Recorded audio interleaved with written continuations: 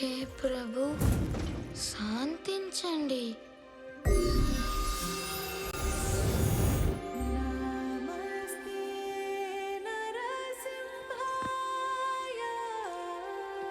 హే ప్రభు, ప్రహ్లాదలాదదాయిని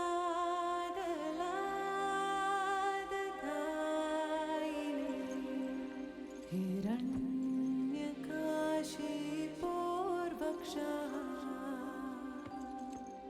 శీలటంకానఘాలా. నేనెలా మీ ఒడిలో శయనించి అమృత తుల్యమైన మీ ప్రేమని పొందగలనంటారా? ఇందులో ఎలాంటి సందేహం లేదు. ఎందుకంటే బ్రహ్మ, శివుడు, లక్ష్మీదేవి కన్నా నీవే నాకెంతో ప్రియమైన వాడివి. హే ప్రభు, మీరు అనేక అవతారాలు దాల్చారు, కానీ కేవలం ఒక భక్తుణ్ణి కాపాడేందుకు అవతరించి నా గౌరవాన్ని పెంచి ధన్యుణ్ణి చేశారు. సహస్ర ముఖాలతో అనంత కాలం పాటు మీ కరుణని నేను పొగిడినా కూడా అది సరిపోదు ప్రభు.